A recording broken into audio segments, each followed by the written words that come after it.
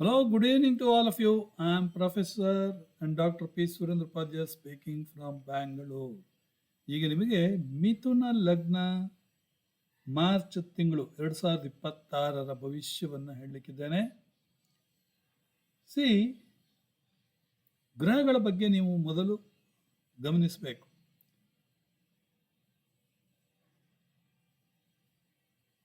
Okay, March 2ನೇ ತಾರೀಕು ಇಲ್ಲಿ ಹಾಕಿದ್ದೇನೆ. ಮಾರ್ಚ್ 1ನೇ ತಾರೀಕು ಶನಿ ಮತ್ತು ಶುಕ್ರ, ಸಾರಿ, ವಕ್ರಿ ಗುರು ಮಿಥುನದಲ್ಲಿ, ಚಂದ್ರ ಕಟಕದಲ್ಲಿ, ಕೇತು 3ನೇ ಮನೆಯಲ್ಲಿ, ಭಾಗ್ಯದಲ್ಲಿ ರವಿ, ರಾಹು, ಕುಜ, ಬುಧ, ಶುಕ್ರ ಮತ್ತು ಶನಿ ದಶಮದಲ್ಲಿ. ಅಂದರೆ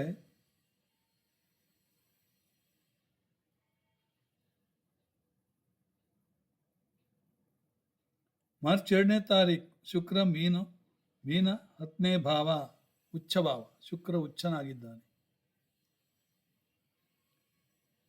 ಅಂದರೆ ಉಚ್ಚ ಅಂದರೆ ಒಳ್ಳೆಯ ಫಲಗಳನ್ನು ಕೊಡಲಿಕ್ಕಿದ್ದಾನೆ. ಆಮೇಲೆ ಮಾರ್ಚ್ 11ಕ್ಕೆ, ಮಾರ್ಚ್ 10ರವರೆಗೆ ವಕ್ರಿ. ಮಾರ್ಚ್ 11ಕ್ಕೆ ಗುರು ಮಾರ್ಗಿ ಆಗ್ಬಿಡ್ತಾನೆ, ಡೈರೆಕ್ಟ್ ಆಗಿಬಿಡ್ತಾನೆ. ಮಾರ್ಚ್ 15ನೇ ತಾರೀಕು ರವಿ ಮೀನರಾಶಿಗೆ ಹೋಗ್ತಾನೆ, ಎಂಟ್ರಿ ಆಗಿ ತಗೊಳ್ತಾನೆ. ಮಾರ್ಚ್ 15ನೇ ತಾರೀಕು ನಿಮಗೆ ಹೇಳಿದಾಗೆ ಸೂರ್ಯ 10ನೇ ಭಾವ. ಮಾರ್ಚ್ 26 ಶುಕ್ರ ಮೇಷ ರಾಶಿಗೆ ಕಾಲಿಡ್ತಾನೆ, ಅಂದರೆ 11ನೇ ಮನೆಗೆ ಕಾಲಿಡ್ತಾನೆ. ಈಗ 1ರಿಂದ 10 ನಾವು ಡಿವೈಡ್ ಮಾಡಿದರೆ ಗುರು ಇನ್ನೂ ವಕ್ರಿ ಸ್ಥಿತಿಯಲ್ಲೇ ಇದ್ದಾನೆ ಅಂತ ತಿಳ್ಕೊಳ್ಳಿ. ಸೂರ್ಯ ಇನ್ನೂ ಕುಂಭದಲ್ಲೇ ಇದ್ದಾನೆ. ಸೂರ್ಯ 9ನೇ ಮನೆ ಆಯಿತು. ಬುಧ ಕೂಡ 9ನೇ ಮನೆ, ಬುಧಾದಿತ್ಯ ಯೋಗ.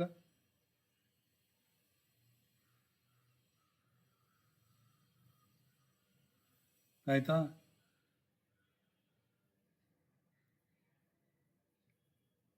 ರಾಹು ಕೂಡ ಕುಂಭದಲ್ಲಿ, ಕೇತು ಕೂಡ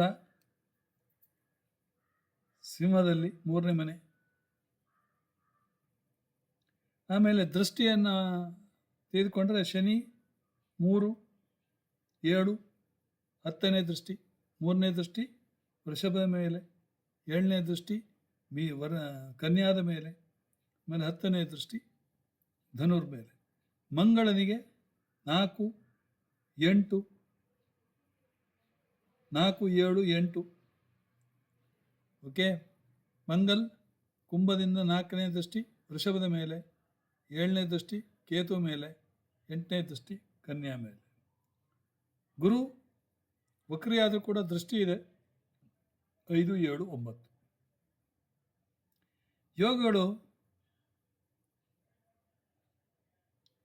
9ನೇ ಭಾವದಲ್ಲಿ ಸೂರ್ಯ, ಬುಧ, ರಾಹು ಭಾಗ್ಯದಲ್ಲಿ ಅಷ್ಟೇ ಇರುತ್ತೆ.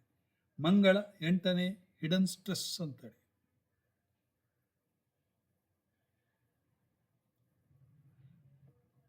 ಆದರೂ ಕೂಡ ಮಂಗಲ್ 9ನೇ ಮನೆಯಲ್ಲಿದ್ದಾನೆ. ಓಕೆ,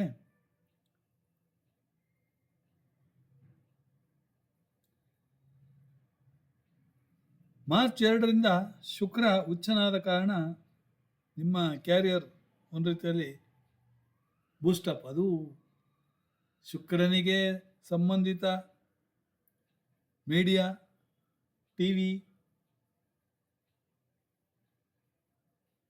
ಅಥವಾ ಬಟಿಕ್ ಅಥವಾ ಡಿಸೈನ್ ಅಥವಾ ಮೆಡಿಸಿನ್ ಆದರೆ ಕ್ಯಾರಿಯರ್ ಸಿಕ್ಕಾಬಟ್ಟೆ ಬೂಸ್ಟ್.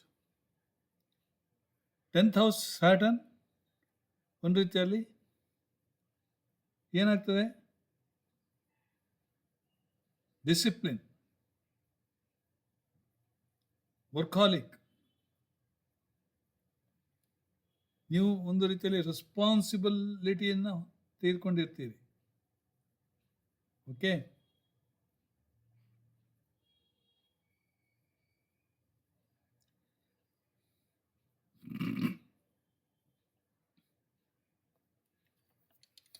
ಈಗ ನಾವು ನ್ಯೂ ಇಯರ್ ತೆಗೆದುಕೊಂಡ್ರೆ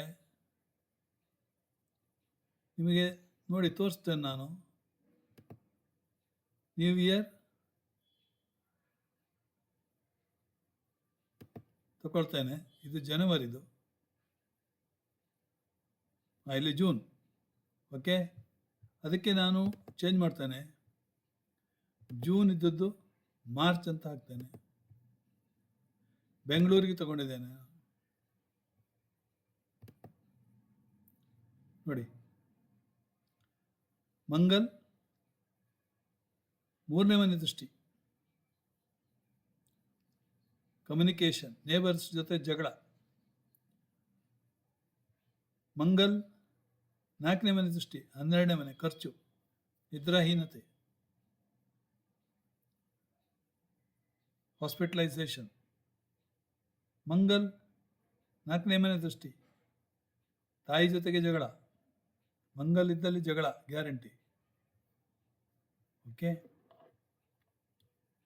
ಸೊ ನೀವೇ ನೋಡ್ಬೋದು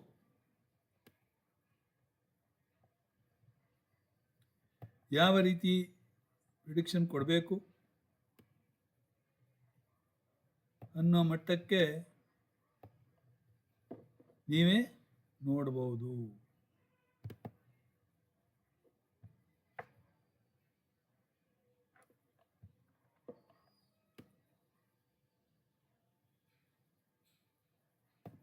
ಓಕೆ, ಹಣಕಾಸಿನ ವಿಚಾರವಾಗಿ ಏನಾದರೂ ಹೇಳುವುದಾದರೆ, 2ನೇ ಮನೆ ಅಧಿಪತಿ ಬುಧ ಭಾಗ್ಯದಲ್ಲೇ ಇದ್ದಾನೆ. ಸೊ ಯಾವ ರೀತಿಯ ತೊಂದರೆನೂ ಇರುವುದಿಲ್ಲ. ಗುರು ವಕ್ರಿ ಆದ್ಕೊಳ್ಳೆ ಏನಾಗುತ್ತೆ ಅಂದರೆ, ಏನಾದರೂ ಏರುಪೇರಾಗ್ತದೆ ಜ್ಞಾನದಲ್ಲಿ. ವಕ್ರಿ, ಬುಧ ವಕ್ರಿ ಆದರೆ ಬುದ್ಧಿ ವಕ್ರಿ, ಕುಜ ವಕ್ರಿ ಆದರೆ ಲಾಜಿಕ್ ವಕ್ರಿ, ಗುರು ವಕ್ರಿ ಆದರೆ ಜ್ಞಾನ ವಕ್ರಿ.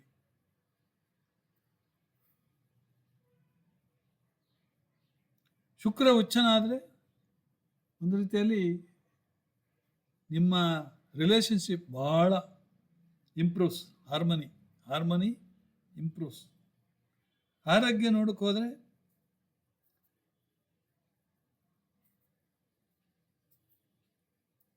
ಮಿಥುನ ಲಗ್ನಕ್ಕೆ ಕಾಲಪುರುಷನ 8ನೇ ಮನೆ, 6ನೇ ಮನೆ, ಸುಸ್ತು.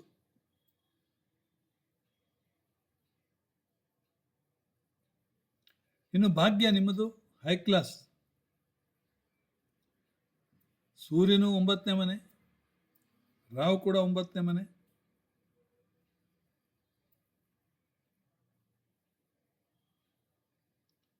ಸೊ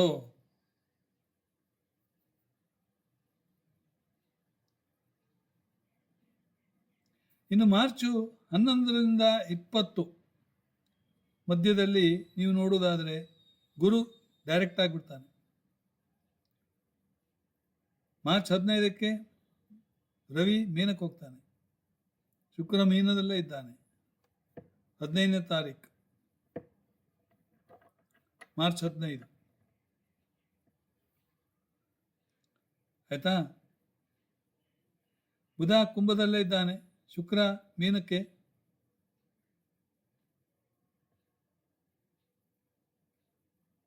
ಮಂಗಳ ಕೂಡ 9ನೇ ಮನೆ.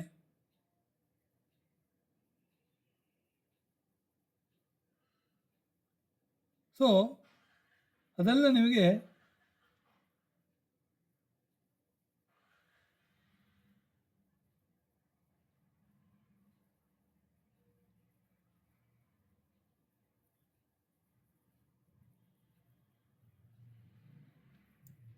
ಲಕ್, ಭಾಗ್ಯ ಭಾಳ ಚೆನ್ನಾಗಿದೆ, ಒಳ್ಳೆ ಫ್ಯಾಂಟಾಸ್ಟಿಕ್.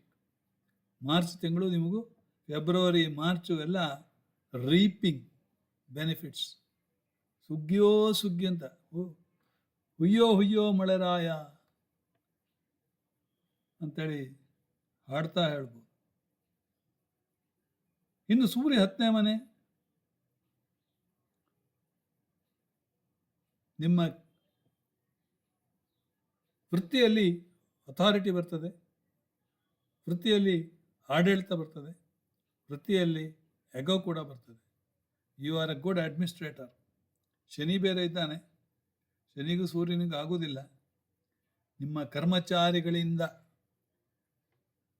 ನಿಮಗೆ ತೊಂದರೆ ಆಗ್ಬೋದು, ಸ್ವಲ್ಪ ಜಾಗ್ರತೆ ಇರಿ. ಅಲ್ಲಿ ಶುಕ್ರ ಕೂಡ ಇದು ಉಚ್ಚನಾಗಿದ್ದಾನೆ. ಶುಕ್ರ, ರವಿ, ಶನಿ 3 ಗ್ರಹಗಳು 10ನೇ ಮನೆಯಲ್ಲಿ. ಇದನ್ನು ಬೇಕಾದರೆ ನಿಮಗೆ ಇಲ್ಲೇ ತೋರಿಸ್ತೇನೆ ನಾನು. ಓಕೆ, ನೋಡಿ ಬೇಕಾದರೆ 15ಕ್ಕೆ ನಾನು ಹಾಕಿ ನೋಡ್ತೇನೆ. ಓಕೆ, ಡೇಟಾ 15, 5 ಸೇರಿಸ್ಬಿಡ್ತಾನೆ ಇಲ್ಲಿ. ಓಕೆ,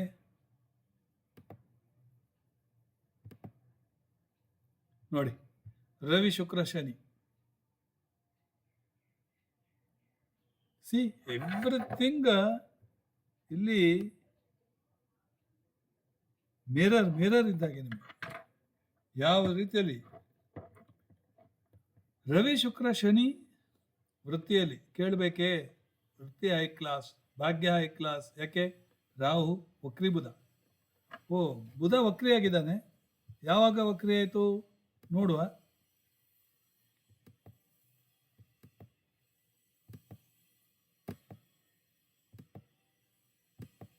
ಐ ಥಿಂಕ್ ಬುಧ ಮೊದಲೇ ವಕ್ರಿ ಇರಬೇಕು. ಹೌದು,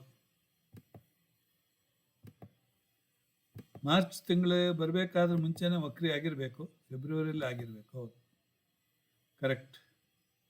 ಫೆಬ್ರವರಿಯಲ್ಲೇ ವಕ್ರಿ ಆಗಿದ್ದಾನೆ. ನಾನು ಇಲ್ಲಿ ಮಾರ್ಚ್ ಬಿಟ್ಟು ಫೆಬ್ರವರಿ ಹಾಕ್ತೇನೆ. ನೋಡಿ, ಫೆಬ್ರವರಿ 20 ಹಾಕ್ತೇನೆ.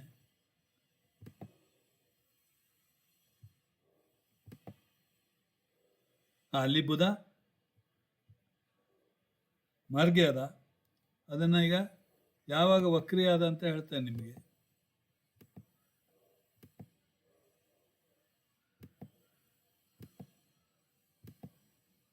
ನೋಡಿ, 27ನೇ ತಾರೀಕು ಫೆಬ್ರವರಿ 27ಕ್ಕೆ ವಕ್ರಿ ಆದ ಬುಧ. ವಕ್ರಿ ಬುಧ ವಕ್ರಿ ಆದ ತಕ್ಷಣ ನಾವು 8ನೇ ಮನೆ ತಗೊಳ್ತೇವೆ. ತಿಳ್ಕೊಳ್ಳಿ, 8ನೇ ಮನೆ. 8ನೇ ಮನೆ ತಿಳ್ಕೊಂಡ್ರೆ ಏನಾಗುತ್ತೆ, ತಗೊಂಡ್ರೆ ಏನಾಗುತ್ತೆ, ನಿಮ್ಮ 2ನೇ ಮನೆಗೆ ಎಫೆಕ್ಟ್. ಬುಧ ಹಿಂದಕ್ಕೆ ಬಂದ, ಫೈನಾನ್ಸ್. ಓಕೆ, ಸೊ ಈಗ ಮಾರ್ಚ್ ನಾನು 15ಕ್ಕೆ ತಗೊಳ್ತೇನೆ. ಮಾರ್ಚ್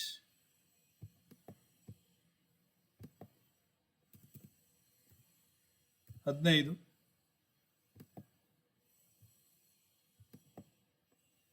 ಓಕೆ, ಸೊ ಇಲ್ಲಿ ಸಾರಾಂಶ ಏನಂದರೆ, ಕ್ಯಾರಿಯರ್ ಪೀಕ್. ನಿಮ್ಮಲ್ಲಿ ಒಂದು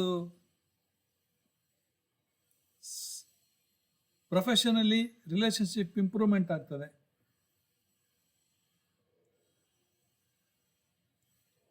ಆಯ್ತಾ? ಗುರು ಡೈರೆಕ್ಟ್ ಆಗಿರ್ತಾನೆ ಇಲ್ಲಿ. ಅಂದರೆ ಇಲ್ಲಿ ನಿಮ್ಮ ಮೆಂಟಲ್ ಕ್ಲಾರಿಟಿ, ಜ್ಞಾನ, ಶುದ್ಧ ಜ್ಞಾನ ಅಂತೇಳಿ ಹೇಳ್ಬೋದು, ವಕ್ರಿ ಜ್ಞಾನ ಅಲ್ಲ. ಓಕೆ,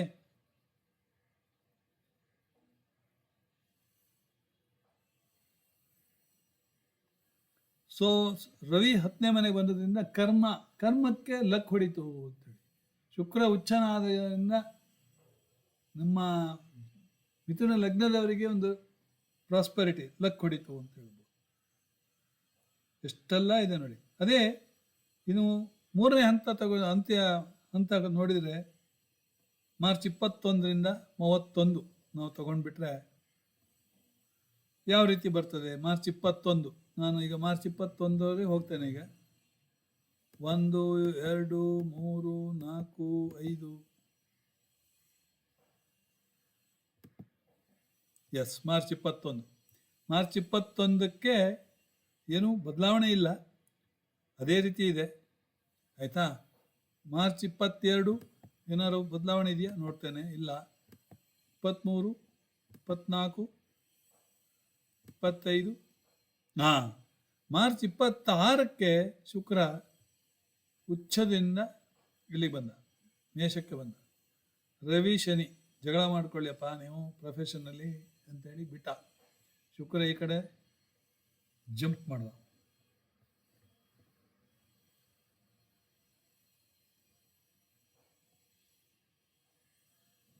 ಓಕೆ, ಈಗ ಶನಿಯ ದೃಷ್ಟಿ ತೆಗೆದುಕೊಂಡ್ರೆ ಅಲ್ಲೇ ಸೇಮ್ 3, 7, 10.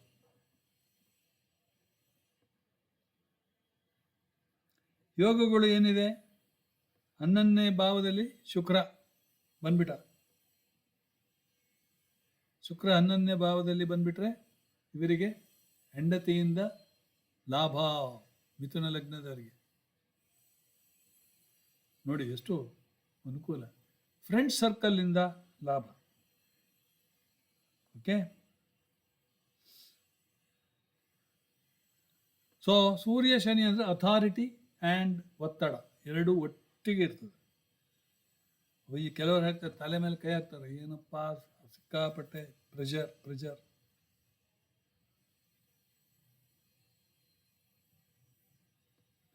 ಸೊ ಹಣಕಾಸು ವಿಚಾರದಲ್ಲಿ ಎಕ್ಸಲೆಂಟ್.